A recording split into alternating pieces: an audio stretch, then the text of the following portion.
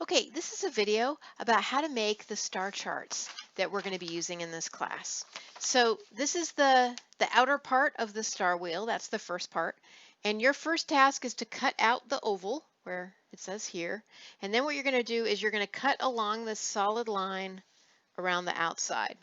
Then it's easiest if you fold it into an envelope. So the lines here sort of indicate you want to fold it here, and then you can fold it back this way and make an envelope. When you're done, the envelope should look like this. So it's got a slot that you can put the wheel in, and then it's got this open oval. Okay, and all you do is you put the star wheel in here, and you line up the date that's on the wheel, with the time that's on the envelope. So see, there's times on the envelopes and there's dates on the wheel. So the way I've just sort of stuck it in here right away shows you that, for example, let's see. So for example, the end of March, right around midnight, this is what the sky is going to look like. This is what the sky is going to look like. At 8 p.m., right, in May, the sky is going to look like this. And at 5 a.m.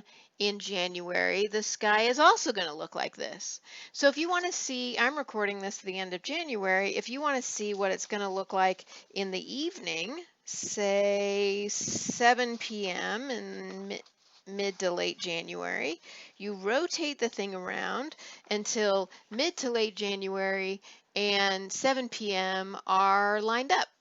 Mid to late January and 7 p.m. are lined up, and then this is what the sky is going to look like. So you imagine that this is the whole sky. This is the whole sky. Now, one of the things you'll notice about this is that south is on the bottom. Didn't have to be that way, but south is on the bottom, and the northern hemisphere is on the top. But when you do that, what's weird about it is that the west is on the right-hand side. West is on the right-hand side, and east is on the left-hand side, which feels backwards. And it would be backwards if this were a map of the Earth, but it's not actually a map of the Earth, it's a map of the sky. So you have to hold it overhead. So imagine having it overhead. If you have the south overhead, then the sun rises, sure enough, in the east if you're looking south, and sets in the west, which is to the right if you're looking south. So because it's a map of the sky, that's why it appears to be backwards. And so if you go out tonight, in January, and you'll notice that my friend Orion here, Orion is rising in the east and heading into the south.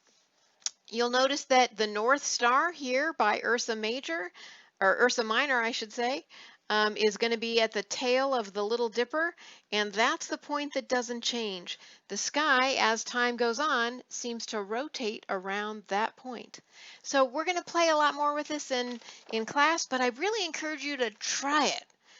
Try it out, and then come with questions, and we'll see what we can discover exploring it together. All right, see you then.